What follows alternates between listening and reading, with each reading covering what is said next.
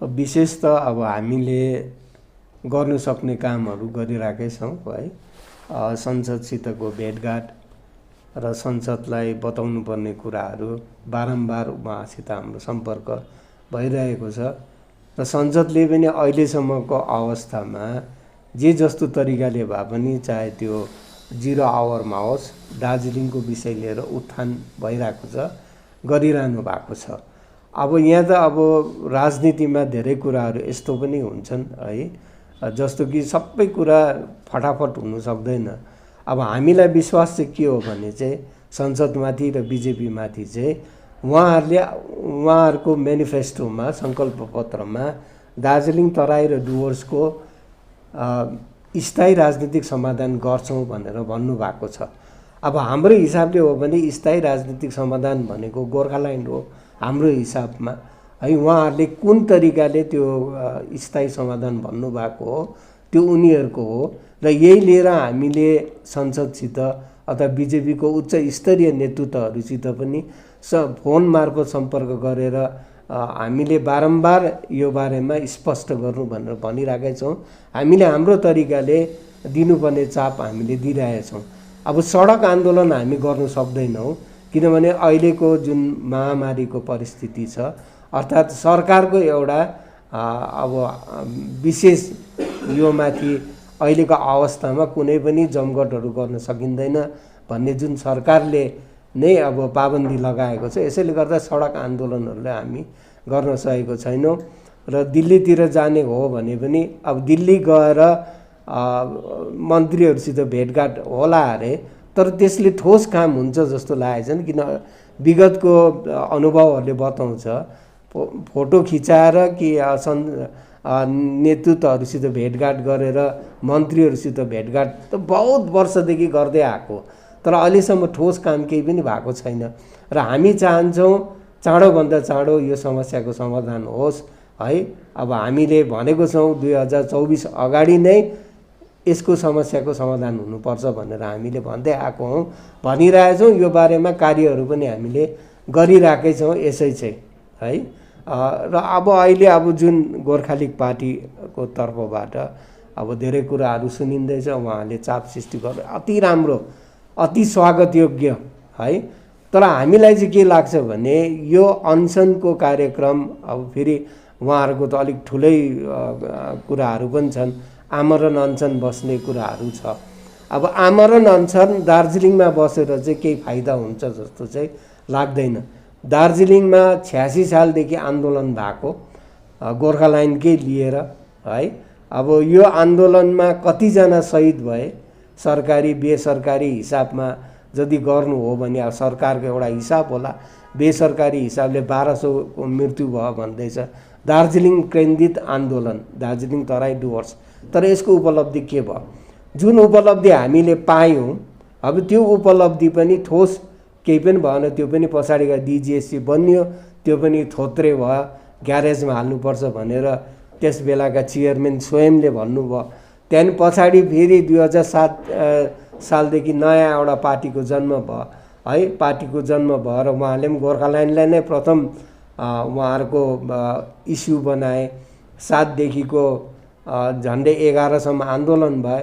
त्यति बेला पनि धेरै शहीदहरू भए, 12-13 जना शहीद भए है। अब त्यो पनि दार्जिलिङ केन्द्रित तराई डुवर्स केन्द्रित आन्दोलनै थियो।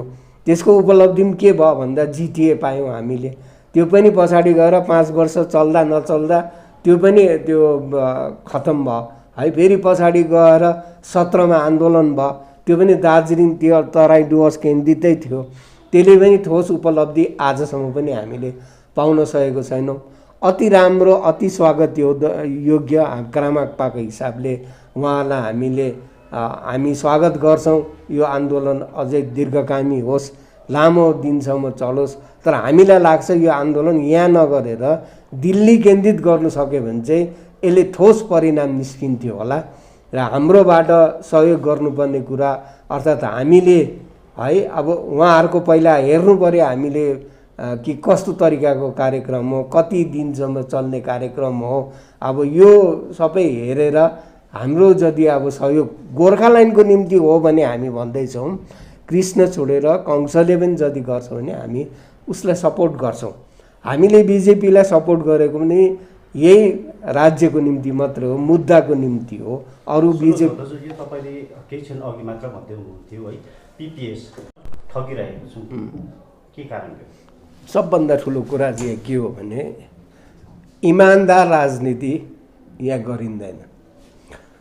जनतालाई बटुलिन्छ, जनता एकत्रित हुन्छ। पहिला जनताको निम्ति म सबै गर्छु, दिल ज्यान सबै, अब कस्तो कस्तो स्टेटमेन्टहरू आए। कसैले महाकाल बाबालाई म यो काम भएन भने शिर दिन्छु भने, कसैले डेट तोकेर म गोली लाएर मर्छु भने। जनता बटुले एकत्रित भए, बहुसङ्ख्यक उनीहरूको गए, गइसके पछाडि उहाँहरूले सरकारसित हातमेलो गरे। भनेपछि यहाँनिर राजनीतिक इमान्दारिता छैन, एकदमै छैन नेतृत्वको। माथि पुगे पछाडि नेतृत्व के हुन्छ भने सरकारसित साँठगाँठ गर्ने, त्यो भाउतोल भन्छ नि, त्यो जग्गामा पुगेपछि सरकारसित बस्दाखेरि जनतालाई सोधेर बसिँदैन, जनताको म्यान्डेट लिइँदैन।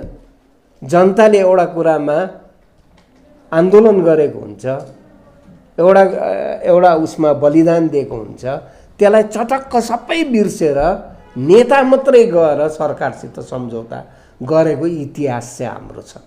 चाहे त्यो जिएनएलएफको आन्दोलन होस्, चाहे त्यो पछाडि गएर गोजामुमोको आन्दोलन होस्, जनतालाई उहाँले सोध्नुभयो कि हामी डिजिएससी थाप्दैछौँ, जनताले के भन्छ भनेर कुनै म्यान्डेट तयारी गर्यो, जनतासित गरेन।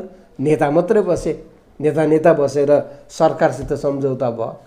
पछिल्लो चरणमा पनि त्यही भयो, जिटिए गठन हुँदाखेरि पनि जनताले चाहिँ बलिदान दिए सडकमा, तर नेताले गएर चाहिँ सरकारसित यही जुन पद्धतिले गर्दा बारम्बार ठगिएको हामी हौँ। अनि फेरि हाम्रो प्रवृत्ति पनि के छ, हामी राजनीतिक तरिकाले सचेत छैनौँ। हाम्रो जनता पनि नेतालाई बनाउँछौँ, हामी नेता हुन्छ, विश्वास गर्छौँ, बलिदान दिन्छौँ, त्याग गर्छौँ, सबै कुरा गर्छौँ है। तर नेताले के गर्दैछ भनेर कहिले पनि खोजबिन गर्दैनौँ। नेतालाई भगवानको रूप दिन्छौँ, भगवान बनाउँछौँ नेतालाई, र नेताले जे गर्दा पनि हुन्छ, त्यो सचेतपना हाम्रोमा छैन। राजनीतिक हामी सचेत छैनौँ, हाम्रो जनता पनि। नेतालाई उत्तरदायी बनाउँदैनौँ जनताको उसमा, नेताले जे गर्दा पनि हुन्छ। यो जबसम्म यो प्रवृत्ति रहन्छ गोर्खा जातिमा, तबसम्म हामी सधैँभरि ठगिरहन्छौँ। र हामी चाहन्छौँ जनता यस्तो सचेत जनता हुनुपर्छ। नेता कहाँ जाँदैछ, के गर्दैछ, नेता कुन जग्गामा गएर सम्झौता गर्दैछ, त्यसको निगरानी राख्ने एउटा यस्तो फोर्स तयारी हुनुपर्छ जो नेता मन परि गर्नु नसकोस्। जबसम्म यो फोर्स हामी तयारी गर्दैनौँ, सचेत एउटा वर्ग हामी तयारी गर्दैनौँ है, तबसम्म नेताको मन परिरहन्छ। अब अहिलेकै स्थिति हेर्नुहोस् न, के भनेर नेता तयारी भयो, के भनेर कहाँ जाँदैछ नेता, जनताको सरोकार केही पनि छैन। जनता पछि पछि कुदिरहेछ। कोही सत्ताको उसमा छ, कोही ठिगा बिगाको लोभमा छ, कोही नोकरी चाकरीको लोभमा छ।